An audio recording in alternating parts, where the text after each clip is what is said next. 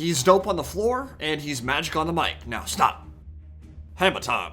By Valea's bearded Gluteus Maximus, do I have a battle for you all today. Belegar, Ironhammer, and the Dwarfs dropping a shocking new album against Big Bird and the Muppets of Chaos in a match with so much heavy metal, it makes Black Sabbath look like Destiny's Child.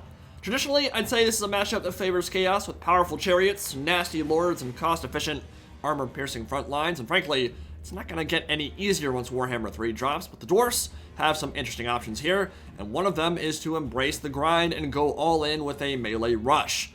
The true king of 8 peaks will lead Clan Angrund in this one, stripped naked with no items or abilities whatsoever, and fittingly, he will be leading a host of elite hammerers, a unit that really doesn't see much play for the Dwarfs, but in a few matchups, like against Chaos or the Dark Elves, they can provide that extra punching power that gives Dawi the win, particularly if you're expecting Chosen, Executioners, Swordmasters, those kind of heavy elites. They can crack some skulls and crack them well. So we'll be seeing 3 of those, 4 Thunderers for shooting down chariots and monsters, Dragonback Slayers, Ekrun's Miners, few Chaff Infantry, and the Warriors of Dragonfire Pass in the front ranks with their flaming attacks and bonus verse infantry. So yeah, heavy metal for the Dawi here, and for Chaos there is a Mongolian horde of Marauder horsemen sweeping down from the steppes, and they'll look to pressure the Thunderers and get some good close-range axe volleys into the elites. Speaking of elite, Chaos actually has the elitist troop count of all time, 1337 to the Dwarfs 1500, and they have elected to build very wide and cheap when it comes to the infantry force in this one.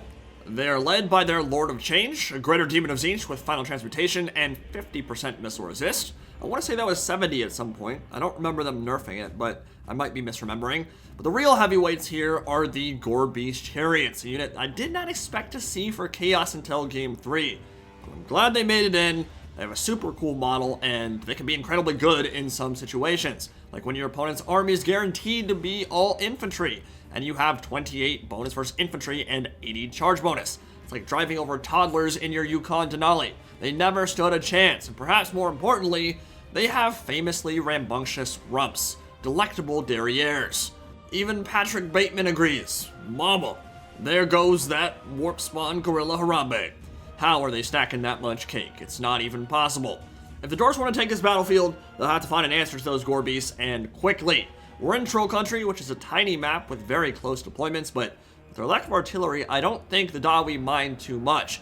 Now you might say to yourself, full Marauder front line doesn't exactly have much teeth against all that armor the Dwarfs possess, and you'd be right, but it's really not a bad idea. You expect to see Chaos Warriors with great weapons here, you bring Hammerers to crump them, and then your opponent ends up drowning you in chaff while the Chariots do the real killing. The good thing for the Dwarfs is that Belegar Ironhammer will go hog wild in this matchup. There's really nothing that threatens him on the field whatsoever. It's almost guaranteed that Belegar will be one of the last things standing. Sartorial might be the only actual threat to him, and he's not an incredible duelist.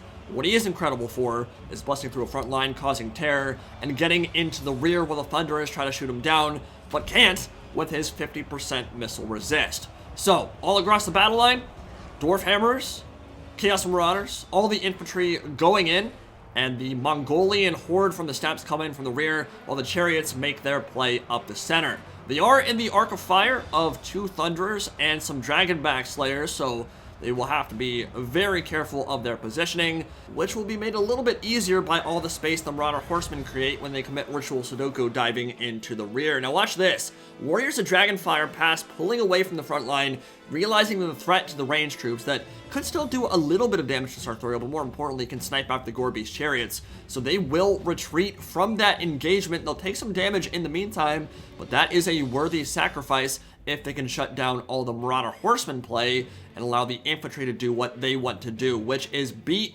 heads, crump them into dust, into bone, into battered, broken, bloody pieces. There will be no dawn for these Marauders, and a mythical fighter emerges, Kung Fu Belegar Ironhammer with the flying kick, Bruce Lee style, decapitating his enemies with that right boot. Hell yeah, that was so badass. And meanwhile, Chaos Chariots have already been mowed down. That's a big pick. Would like to get the Gorebeast Chariots. They're a little bit more threatening to the Dawi infantry, but getting any kind of chariot unit off the field is important.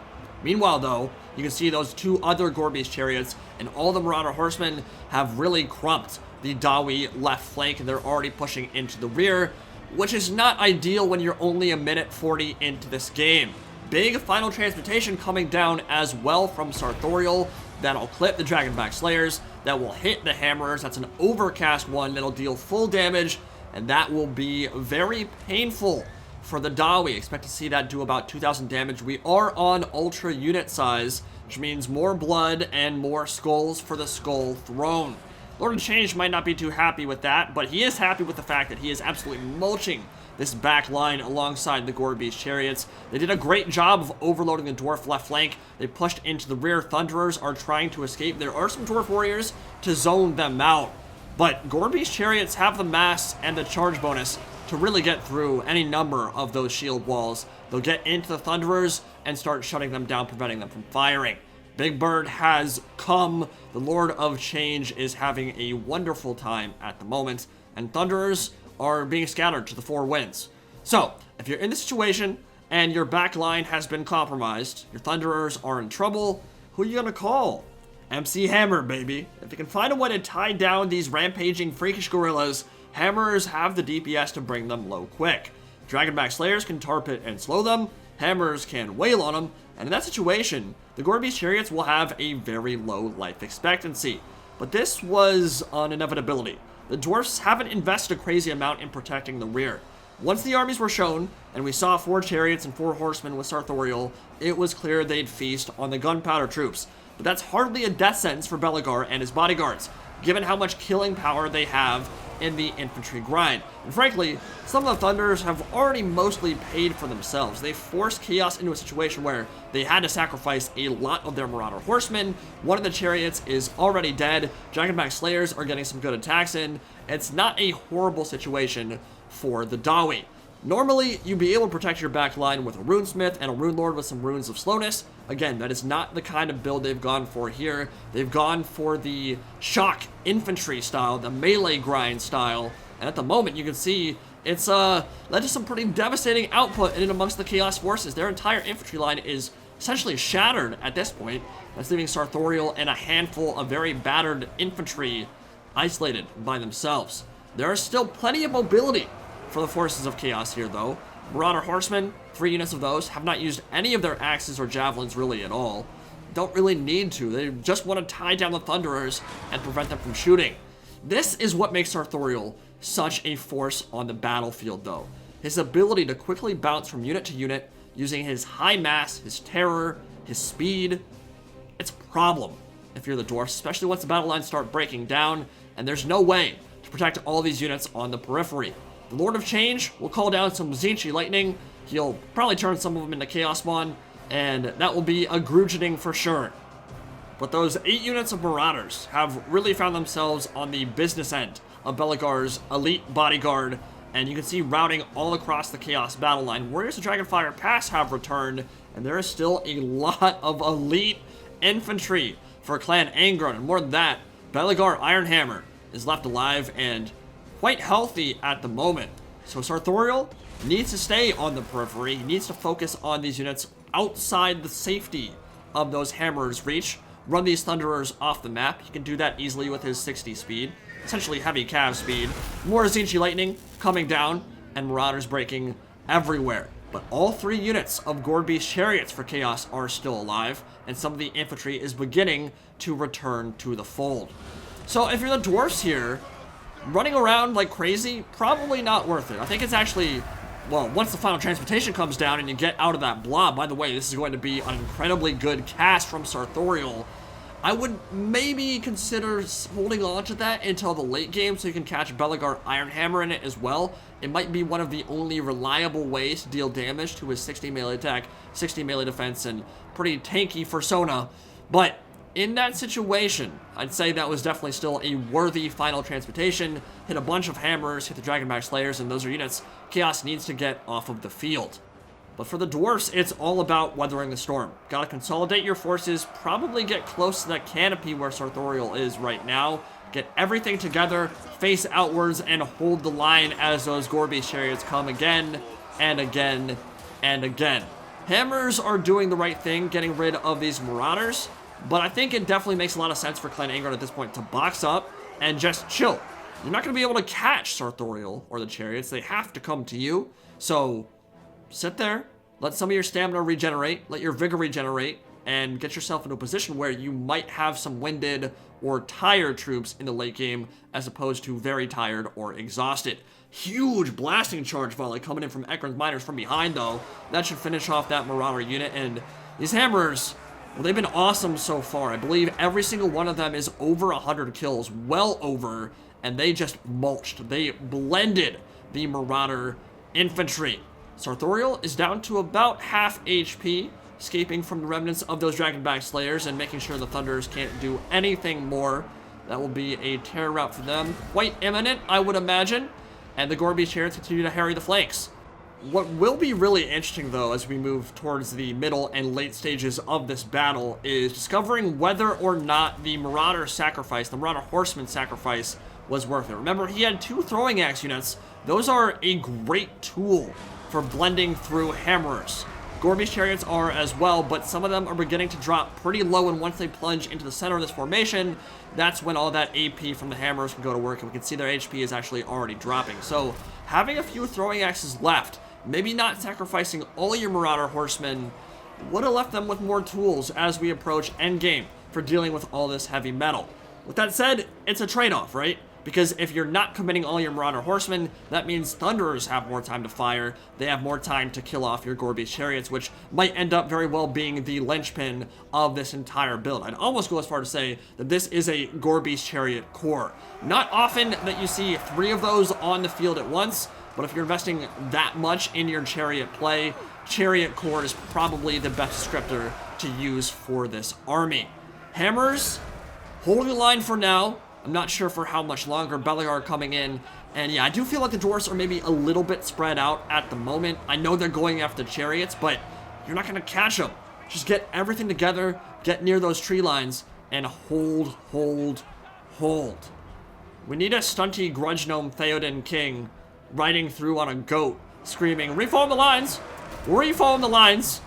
The Rhino Gorilla things are coming again. Hammers are coming back.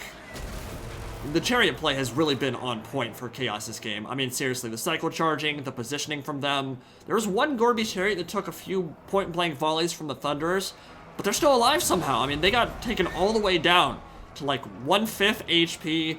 They are still alive. It looks like we've got 2 Gorebeast Chariot left alive, and this could be a problem, because all the Dwarfs have is infantry, and they are starting to look pretty tattered. What could be a save? Oh my god, that charge in the background, though. That is what we watch Warhammer for, boys.